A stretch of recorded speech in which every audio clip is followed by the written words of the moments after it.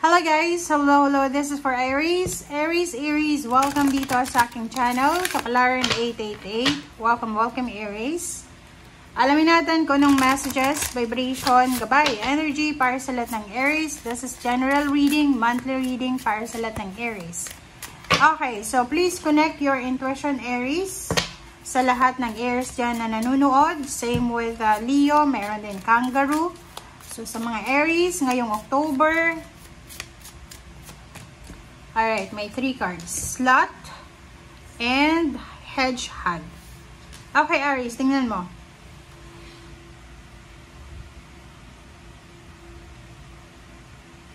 Sinasabi ng bara sa'yo dito na may posible kang pagdadaanan, Aries, ngayong buwan na to ng October, na eto ay parang test lang, 'di ba? Parang ite-test ka lang ng universe kung gaano ka ka-strong. So, you need to be courageous, you need to be strong, have faith, and stand in your truth. So, maging totoo lang tayo. Maging totoo tayo sa ating sarili, sa ating kapwa, sa ating intention. Okay? So, yun. First card mo yan, Aries. Next card natin is Hedgehog. Acceptance. Embrace who you are. So, doon sa mga Aries na feeling mo disappointed ka, feeling mo marami kang wini-wish na hindi nangyayari. And, sinasabi ng bara sa'yo dito na you need to accept yourself. You need to accept. Tanggapin natin kung ano yung mga pagkakamali natin and tanggapin natin kung ano yung talagang tayo. Okay? Acceptance. Be humble. Maging humble tayo na tanggapin kung ano yung pagkakamali natin. Tanggapin natin kung ano lang yung kaya natin. So, wag tayong masyadong wag masyadong mag-expect. Kasi sa panahon ngayon, napakahirap mag-expect. Okay? Digital detox. Recalibrate, reset, and recharge.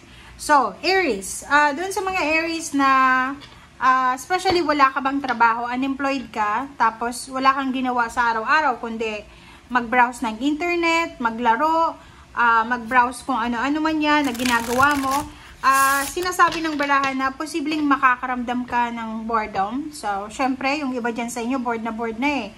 'Di ba? Kahit may internet, bored na, pwedeng may sakit ka, bedridden, or kano pa man. So, sinasabi ng barahan na you need to reset, you need to recharge. Parang, kasi minsan, di ba, kung mapapansin nyo, okay, tingnan nyo yung mag-experiment kayo. Nagtatrabaho ka ng Mondays to Friday. And after, akala mo pagod ka na yan. Hindi pa. Kasi pag Saturday, Sunday, wala kang trabaho, ang gagawin mo ay magbabrowse ka lang ng internet. Magagamit ka ng cellphone, computer, iPad, or ano pa man. And mararamdaman mo, mas pagod ka kaysa nagtrabaho ka ng 8 hours a day, kaysa sa pagbabrowse mo ng 2 araw. Alam mo kung bakit? Kasi yung radiation, yung brightness, lahat na ata, 'di ba? Yung mga negativity na dala ng internet, pwede yan na ma-absorb ng body mo, ng katawan. So, kinakailangan mo ng digital detox. So, as soon as possible, pag pakiramdam mo na yung energy na yan na pinapanood mo ay hindi makakatulong sa mental health mo or sa physical health mo, oras na para mag-escape ka. Withdraw yourself, diba? Detach yourself from kung ano man yan na pinapanood mo or sa kung ano pa man. So, be careful. Pwedeng ikaw ay Aries, may anak ka na masyadong nakatutok sa internet, sa social media, so you need to be careful.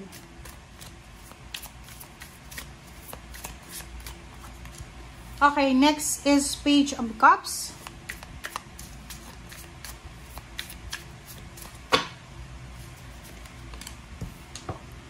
The Tower,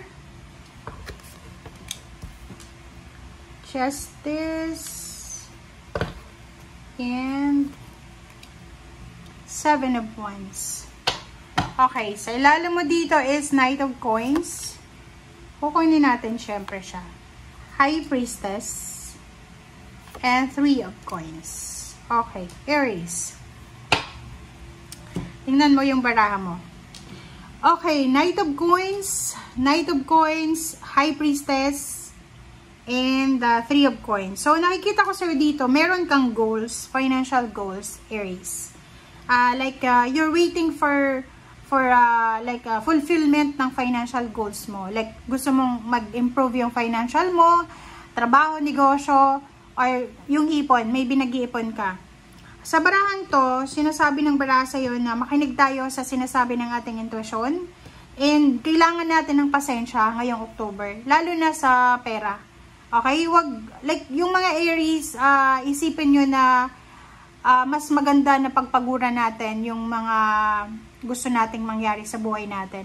Wag na wag ko yung padadala sa mga easy money tactics ng mundo sa ngayon. Kasi sa mundo ngayon, mahirap kumita ng pera. Napakahirap kumita. So, ang mangyayari or nangyayari sa ngayon is maraming mga scammer, 'di ba? Yung parang mga pyramid scam or kano pa man, or mga bisyo, mga sugal. So, sinasabi ng bara sa inyo, mag-iingat kayo. You need to be careful. You need to be patient. Huwag tayong magmamadali, lalo na sa pera. Okay? Kailangan nating pagpaguran, Aries, lahat ng mga gusto natin sa buhay. Okay, 7 of Wands. Oh, 'di ba? And this is Justice. This is Revelations. The Tower. Page of Cups is Ambitions. Death card is Transformation. So, yun. Ihanda mong sarili mo. You need to be prepared. Okay? Prepare yourself sa kung ano man ito na magbabago sa buhay mo. Maybe this is a new love life, or maybe this is new contract, wedding proposal.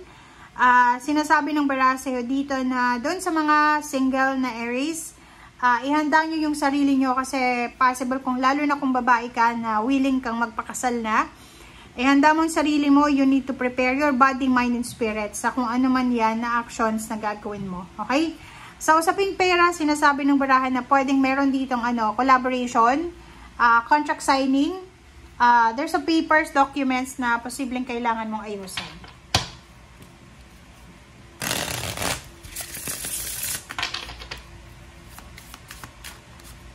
Okay, 8 of Swords and the Hierophants.